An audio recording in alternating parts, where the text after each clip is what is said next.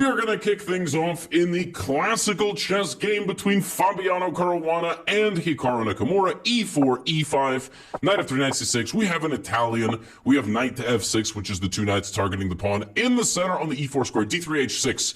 Very edgy stuff. There's a lot of different lines here, but h6 stops white from going to the g5 square, prepares g5 himself, depending on one of white's setups. White can play c3, d4. White can do a handful of things. He does, in fact, play c3. And Hikaru actually, it's kind of interesting, doesn't play for a d6 setup. There's another way you can play here like this, and then put the pawn on g6 or g5 a little bit later. He puts the pawn bishop on c5. He just plays this like a completely straightforward, normal Italian, including the move h6. Knight bd2. Now, in my opinion, and clearly in Hikaru's as well, the best way to play an Italian is a5. And to be aggressive on that side of the board, disallow white from getting what he wants. A4, knight to d7, clearly Hikaru is still in his prep, and this must be some sort of unused candidate's preparation. This is sort of what happens when you prepare for the candidates tournament, and you don't get to use all of your ideas. Bishop f5, and now, by the way, Hikaru still hasn't spent any time. He still has not spent any time. He gives up the bishop on b6, knight b6, 16 moves of prep. Fabiano Caruana is down 34 minutes on the clock. And finally, Hikaru has to think on his own. And he actually plays a move the engine doesn't even like, which is quite funny. He did not have to touch this pawn. The computer liked queen d6, queen g6, for example, rotating the queen, putting a little bit of pressure, and basically saying, look, Fabi, I'm going to take this with the bishop, then we're going to get a little backup here with the rooks, queen g6, this type of thing, queen f6 maybe, knight e7, c6, knight f5, not that. But yeah, Hikaru takes on f3, and I think he was just sort of trying to, play quickly and confidently, but suddenly he realizes after 27 minutes of thought, wait a minute, I probably should not have taken the pawn on f3. I probably should have played something else. Like I said, one of these two moves. Even knight e7 here to try to play for c6 and putting the knight on this side of the board. But this actually gives Fabiano some life, and now suddenly he's attacking. So knight g6, and let's keep in mind that Hikaru has won a lot of their recent matchups, although Hikaru had the white pieces in those games. c6, and now Fabi finds this very nice idea. Rook takes f5, giving up the rook, rook f5, and now he had a good move here, knight to g4. It's important to start with knight to g4 because it forces king h8. If knight g4, queen h4 is played, this wins because you get the knight on g6. However, if you play bishop d3 first, then I do go queen h4, and there is no quick knight move. So that is the important thing. You had to start with knight to g4, king h8, bishop d3, and now with queen h4, you go queen into d6. And that is a major difference. Compared to the game, you cannot go queen to d6 because you lose. Because you lose. You queen f2, queen e1, you lose pieces. And take. And if you count the pieces, you're down a piece. This doesn't work. But that's why you have to get the knight out of g4, out of h2, so you can run the king. That is the major difference. Fabi here had to play knight g4 or bishop d3, right? Obviously, it's very complicated position. He chooses this way. He continues to have an attack, but this way, we get here. And Hikaru survives the worst of it. Queen f7, king h7. And it looks like Fabi's still doing quite well. A rook e6 comes with a draw offer because it's the 30th move. The rule of the tournament is you cannot agree to a draw before move 30, which is very fitting because now it's move 30. It's point 1. The advantage is essentially bishop for the knight. That's it. Everything else is completely symmetrical. So, yeah, Hikaru played some very good prep, but actually pawn takes f3 overall probably put him more under pressure than he would have liked. I think queen d6 would have been maybe slightly better, but he chose the way he chose. He was under pressure maybe for like 2 moves. Game ends in a draw. What does that mean? That means they play again. That means they play again, and it's 10 minutes versus 7. So Hikaru now has draw odds. Okay? And you will not believe this. Hikaru... Again, you may not remember this at all. These two played same colors, April 2024 in Toronto, Canada, round 1 of the candidates. And in that game, Hikaru played this, and then here he didn't play the Knight or Sicilian, but instead he played e5. E5 is a, again, he'll meme on me. He might say, like, e5 is a bad move. It's a bad move. I mean, nowadays the engine can do anything. But Hikaru himself, even, I'm pretty sure, called this a garbage move. he played it again. I mean, he played this against Fabiano in the candidates. You would think Fabi did all his homework. Bishop b5, knight f5, bishop back to e2, knight to g3. You would think Fabi did all his prep and all his homework. And Fabi gets a worse position in 13 moves. This man Hikaru played this absolute garbage nonsense against Fabiano a second time. What? Queen d2, h5, and Hikaru just gets a completely effortless position, and Fabiano is now down on time. He does go for a very big attack. He can't take with the pawn. Queen g5 is mate. Does this. Hikaru trades and goes here. And again, Hikaru's one of the best defensive players in the world. You could attack him all you want, but he's going to defend himself. You got 4 minutes. You got to beat Hikaru in this position. You can't make a draw. Hikaru wins if the game ends in a draw. Fabi keeps pushing, but queen f3. You can't fork him either. You can't play knight c7 fork because then it's perpetual check for black. Queen f3, queen g4. Queen goes back to f7. Again, if any of you are wondering why the fork is not happening, black would have very quick counterplay. And my friends, the garbage prep pays off. Hikaru completely takes over the game. Queen f4, queen f3. Again, he's trying to repeat moves here. Fabi has to play for a win. And rook d1 is lights out. You got to take, and you would lose the defense of your queen. And Hikaru beats Fabi. So he drew him in the first game, and he beats him in the Armageddon. I do believe this means Hikaru gets either 1.5 or 2 points instead of 1. The scoring system is 3-0 if you win in Classical, and obviously you get 0 if you lose in Classical, but you get some points by making it to the Armageddon. Now again, there are only 12 players playing, so we're going to go through other matchups relatively in a straightforward manner. Ju and Jun versus Vaishali Rameshbabu. This is a matchup that we haven't seen this year because Ju and Jun's the world champ. She doesn't play in the candidates. So Vaishali recently got her Grandmaster title. I don't know why there's a comma there, but it should just be Vaishali Rameshbabu. So d4 knight f6, a Grunfeld, an opening you don't really see at the top level much anymore. People are kind of trending more toward knight f6, e6, kind of relative Queen's Gambit decline stuff. So we're going to see what the women's world champion has here. She plays a relatively boring line, like a line where you just kind of damage the pawns and play a little bit more of a positional game. She puts some pressure. Knight e5 makes the game a little bit spicy, but very quickly we get opposite colored bishops. And not really much. Actually, if anything, Vaishali's a pawn up. She's going to lose the pawn. There it goes. And now we have this position, and it's complete symmetry. And this is kind of classical chess in a nutshell right now. You kind of memorize a bunch of stuff. You play some solid stuff.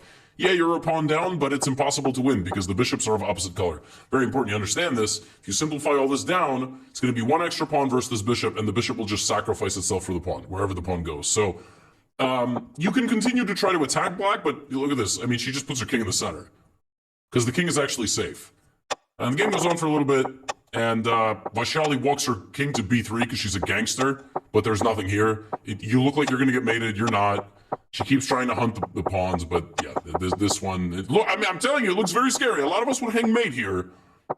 She's a little bit better than us, though. That's why she's here, and we're here, where we are. And as you can see, they both have very low time. It was very tense. It was very stressful. And Vaishali was probably like, why did I do that? But this one is very, very easy to draw because of this. You may be wondering what's going on. Even if you're up a bishop, if the corner promotion is not the right color and the king can get there, it's just a draw. King b7, draw agreed. Because again, this would be why. So you're wondering, this would be why. I mean, first of all, it's stalemate. But let's just say it wasn't a stalemate. And let's just say, you know, we got here. It's still a draw. It's still a draw because you can't queen the pawn. It's not possible. Don't believe me? Try it for yourself. Which means they also go to an Armageddon. And oh my God, Armageddon was very exciting. It was like a Jababa London. And then it was h3. And it was a sacrifice of a pawn. Just Ju and Jun just hates her pawns. She's just been giving them up left and right. And again, she has to win. So from the opening, she's up 4 minutes. Remember, the game starts 10-7. So by the middle game, she's up 4 minutes, and I mean, it's just a hard. It's not an easy position to play. Suddenly, Vaishali's got a bunch of weaknesses.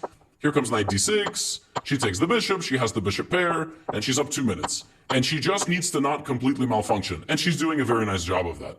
Rook d1, playing it slowly. A lot of pressure on the black position. But suddenly, it's a time scramble. Like, suddenly, both players have no time. There's no bonus time. Queen b5, f5, counterplay being created by Vaishali, but she's 30 seconds down. She's 30 seconds down. There's a pawn over there. The pawn's going to make it to the other side of the board. We're going a5, and white just defends herself. And that's all she wrote. And Jun wins in the Armageddon. It was an Armageddon full day. Pragnananda. Oh, by the way, I don't know why it saves Vaishali's name fully and Prog just gets an R. So if somebody can help me why the algorithm does that, that would be much appreciated, because otherwise I am very confused why it saves their names like that. Now, this one, a Catalan, an opening that we have seen many, many times. We have DC and C5, very forcing line by Firouzja. He's trying to trade the pieces down. Castles, knight c6, queen f4. Typical stuff in the Catalan. You try to put pressure here, like this with the knight. Take. And white is going to try to play this position. White is going to try to say, my bishop is better than your bishop in the long run. My queen's better. Rook d1, bishop g5. Like, I'm going to try to put pressure on you with the position. So here come white's pieces, right? White's getting active. Firouzja plays f6. And still, black has some problems. Black is worse. Black is worse due to the pawn structure. Black is worse due to the bishop. Rook a1. I'll play rook fd1 in this position, all right? I'll play rook fd1. It destabilizes the pawn, but I like the fact that the rooks are... Clearly, Prog knows something. Queen e7. And this is his idea. He's going to reroute the knight back into the middle. e5, you got to play. Here comes the bishop trying to hunt for checkmate. In a shocking turn of events, Alireza Firouzja does not blunder checkmate. Knight f3. And as you can see from the computer evaluation, it's not impressed. It does not like the way that Prog has maneuvered his pieces. If we go all the way back here, probably it would have preferred something like rook d1, queen e7, and instead of this idea of knight to d2, maybe going forward, which is kind of interesting. Maybe that's the way to go. And the engine actually quite likes this concept of trading, bringing the queen back, and obviously putting pressure on this side of the board and down that way. With Firouzja wouldn't blunder that, but what we get in the game is complete symmetry. And we've been here before, and I think you know where we're headed. We get complete symmetry, absolutely nothing. And Firouzja did a very nice job in this game with black, and we have another draw. Now, you may be sitting there going, how is classical chess marketable at all if they make these draws? And by the way, I have a ridiculous game for you a little bit later. How is this going to work? Well, yeah, that's kind of the struggle. In the candidates, we had some very, very high stakes and interesting stuff. But here, everybody's just trying to go to the arcade. Everybody's just trying to finish their homework so they can try to go play in the, air hockey. And by the way, if anybody's wondering, I have absolutely no idea what this opening is. C3 is a trendy move. It's trying to play a London, and if black plays c5, you're going to take it and then use your pawns to defend each other. But I have no, what even is this garbage? I don't even know. Knight e4. I don't know. Bishop f5. What are we doing? I don't know what this is. I can't explain this. Now the queens are off. Bishop d2. And from the early game, it was just Firouzja who had a fantastic position. But the play is kind of still on Prog's side. So Prog has to win, all right? We know the Armageddon. We just saw Jun win. We just saw Fabiano lose to Hikaru. And Firouzja just plays in a way where, he gets this type of position. Look at the time, by the way. The time is relatively equal, but Prog is still pressuring. And I think Firouzja kind of rushed the simplification here. Now king f3, and suddenly Firouzja's back down on time. And what a gangster little king walk here from Prog. Rook d1, patience. Wait a minute, what happened to Prog's time? How did this man Prog go from up 50 seconds to down a minute? What? Go for it, he got 30 seconds. What is Prog doing? There's no bonus time. He was up 3 minutes to start the game. He's down 17 seconds. We have rook d3, rook f3, rook f6. He's winning, but Firouzja's promoting, but Prog has 12 seconds. Rook f7 check. King goes back to e5. Wait a minute, but the pawn's gonna queen. Oh, but d2, the bishop comes back. We have knight e6. Now it's 15 seconds versus... It's 4 seconds! King f6! Bishop h5, rook h8, and bishop g4, and Firouzja loses on time. I'm sorry. Is this accurate? Was it really 15 seconds versus 4? Because if it was, how on earth did Firouzja lose this game on the clock? This has to be a transmission error. So Prog wins. I don't even know if that's possible, but I don't know how you lose this game. I don't know. How did you lose? I have no clue. I don't know, but Prog wins. So every game has been decided in this chaotic Armageddon. Every single one. Pia Kramling, mother of Anna Kramling, covers a lot of the games on our channel, and at one point was the highest rated woman in the world. I didn't even know that. I knew she was very good. This is called this is not exactly called the Hubner variation. I think this is the Hubner variation, and then e5. it's one of these variations of the Nimso, but this is kind of the general idea, this e5 move, and black just kind of shuts down white's play, and Pia is going to try to target the pawn. So we have f3, takes the queen, and from the opening, I mean, Pia was just, this is an incredible position for white. Apparently here, she should have played very aggressively, given up the pawn, and played knight to e4, just basically challenging the entire integrity of the black position. She played it a bit more slowly, and that gave Humpy a chance to trade some pieces and basically defend herself in a slightly worse and unpleasant endgame. Rook b5, and it looked very unpleasant, and here Pia is winning. If Pia takes the bishop, she's winning. AB, CB targets the knight goes somewhere, let's say to e7, you just take, and you play this position for a win. You get here, and you go, and you try to win this position. Maybe rook f8 is more accurate. Bishop g5, I don't know, king d7. This is a winning endgame, apparently. You just are down in exchange, but you have an extra pawn. You actually have 2 extra pawns, and she cannot move. For whatever reason, Pia didn't like that. She went rook d5, which is still good. I think she thought she was just completely winning here as well. And she gets the pawn to g7. She is completely dominating, by the way. I mean, absolutely dominating. Knight e7, rook a5. Okay, rook a5 makes a lot of sense. She took the pawn, though. You would think being up 2 pawns is good, but apparently she needed to go this way because now her rook is passive. And the knight comes out, and somehow she's no longer winning because Humpy wins the pawn. It's crazy. Absolutely crazy turn of events. And Pia's no longer winning. She's only a pawn up, and it's only a pawn. She had a chance here, I think, but nothing as substantial as she had, and the players just agree to a draw. She plays h3. She doesn't have a lot of time on the clock, and the players just agree to a draw. And her biggest mistake, believe it or not, was to take a free pawn. Apparently just going here and patiently wait, like knight f5, you give up the rook, and black just is powerless because you're going rook f8 or rook f7. Like, I don't know, rook d7, rook f8, rook d8, you don't even have to take anything. You could just bring the king because everything's protected. So Pia, unfortunately, she was totally dominating and a fantastic game from her, but they go to an Armageddon as well. And again, white is 3 minutes up. Pia again playing into a queen's gambit. She plays just a very solid line. Rook c1, takes on c5. This has all been seen many times before. But again, remember, white needs to take risk. And the way that Humpy is playing this, she is not allowing risk to be taken. I mean, she is literally getting rid of every piece. And now we're in an endgame, king g7, and somehow white has to win this game. And it's just not looking like it's going to happen. And probably somewhere Pia should have maybe played a sideline. Maybe she should have clarified the position in the center a little bit sooner. But what happens in this game is black plays a very aggressive queen's gambit declined, clears out the center of the board. And it's just a tough situation where you're guided in your play by the result. And white, despite not having, any sort of advantage here, is squished. And there's just, you're not winning this. It's not a win. And Armageddon's very tough. She kept trying. She kept pushing. She ended up giving up a pawn. We see this a lot when you kind of know you can't make a draw. But ultimately, it's just a draw. And Hikaru winning in the Armageddon. So we have a win with black for Hikaru. We have a win with black for Humpy because she made a draw. Prague flags Firouzja. And Ju Wenjun defeats Vaishali. And we had Adam Muzichuk, the final game in the women's side, and then we have Magnus versus Ding as our main event of the evening. Adam Muzichuk, this was a French defense from late teens. Yeah, this line has been played, actually, knight f6, e5. So knight d7, knight f3, very solid line, very good line. And black is just very solid, giving up,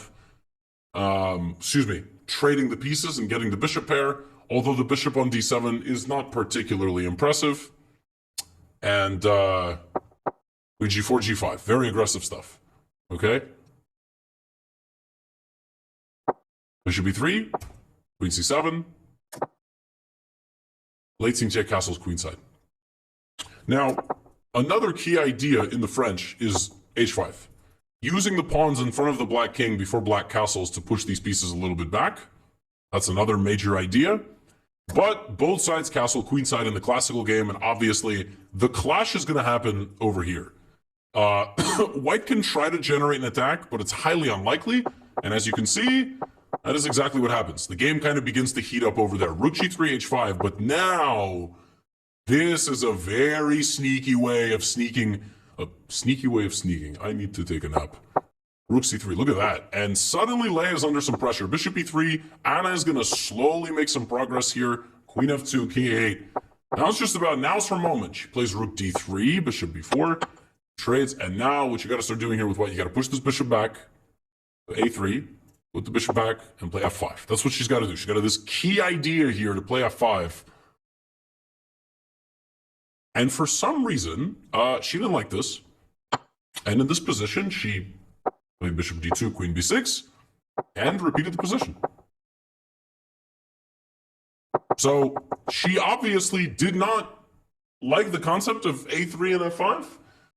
Maybe she was disturbed by a3, bishop e1, which admittedly is a very spooky move, because now you got to decide where you're moving your queen. This looks mildly unpleasant. The truth is, white is actually completely fine. Black plays h4, even rook d1 traps the bishop, so you can't even play h4. But this was a big moment, and here, yeah, Anna should have went a3, f5. That was the key moment. Now again, 14 moves she has to make. She has to get to the 40th move. That's when she's going to get her bonus time. But she might lose on time. There is no bonus time until move 40. She decides to make a draw. Obviously, she spent 11 minutes making that decision. So now they play an Armageddon. Right, so another Armageddon. Everybody going to an Armageddon. By the way, same opening. So Lei Ting-Jie is like, listen, if it ain't broke, don't fix it. I like the position that I got. This time she plays slightly differently, and this time we don't get all the trades that we got from the previous game. And this time they both castle short. Last game they both had long castle on the board. So bishop e3. Remember, white's playing for a win. So Anna starts going to play for a win. Lei strikes back. All right, Anna's playing for a win. Lei is defending. Anna plays rook e1. By the way, 40 seconds on rook e1, like, it's a lot of time spent. And by the way, Lei clutch, 15 seconds, quickly, 3 seconds, quick moves, right? Suddenly, they're both in 3 minutes. So white's 3-minute time advantage granted in the Armageddon is gone, and a counter strike and a move like this comes as a massive shock. Because now is when you start realizing, wait a minute, I'm not winning at all. And black is actually threatening to win the game. Like, this is game over for white. Queen comes in. So white's got to go here. Bishop e5. Now we start trading pieces. Look at that. Rook d8. Bishop f5. Very close on time now. Take. Boom. I mentioned that queen from a distance, and that's it. That's a nasty haymaker, and that's mate. That's mate. But look at that move. Look at that move. Some of you may be wondering, isn't that a free rook? Absolutely it is. But it deflects the rook's defense of e2. Knight e2 would win the queen. That is what happened. It was lost anyway, but Lei Ting-Jie, very convincing, gets to this position, goes here, no mate. Make sure there's no back rank problems. Now it's time to go hunting. And Anna loses her bishop, but she was already lost. And Lei wins. Lei wins that Armageddon. So now black 3-2 in the Armageddons. And that brings us to our final game of the day, the only game that did not make it to an Armageddon. Some of you maybe like, Gotham, why'd you spoil that? And I'm like, suck it up. That's what, you know. So, Liren, the reigning defending champion of the world. Magnus Carlsen, not the reigning defending champion of the world, while he is in Rapid and Blitz. The unified champion, if you will, never actually was defeated in his match. The #1 rated player in the world, and by many people still referred to as world champion, kind of like they referred to presidents. And this one is a Catalan, so we are going into the vintage territory of Liren. Liren loves the Catalan, plays it all the time. Now, some of you may be wondering, some of you might have not noticed, why did Magnus Carlsen spend 15 minutes on his fourth move?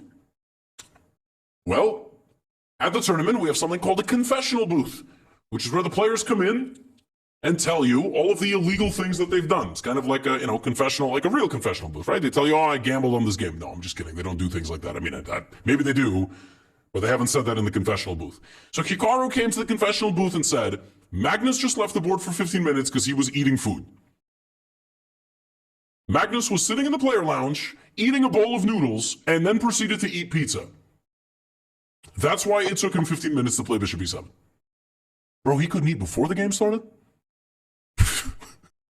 I love how everything Magnus does is, like, fascinating. Like, Why is he spending 15 minutes like just eating? I mean, you talk about a level of like, I'm in total control and there's nothing you can do about it. So now there's a big moment in this position. Will Magnus play the open Catalan or will he play the closed? He plays the closed. That's kind of rare.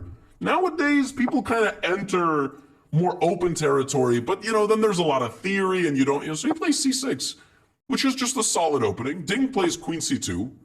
Now, Ding spent 13 minutes not because he was eating food. He just didn't know what to play. There's a lot of options here. Probably was not expecting Magnus to go here. Ding plays bishop f4. The bishop goes to b7. The rook goes to d1. They develop their pieces. And now Ding plays this confrontational move, knight to e5. And Magnus uses that as an opportunity to target the bishop. And the bishop comes back because going back to the home score would be bad. Now Magnus comes back to f6. Says, hey, Ding. If you come back to f4, I'm going to make a repetition. And you're playing with white, so that would be, you know, silly. So don't do that. You got to take on d5. That's what... And Ding repeats the position, and they make a draw in 14 moves. In fact, they made a draw in 10 moves. Because they just repeat the position on move 10 3 times.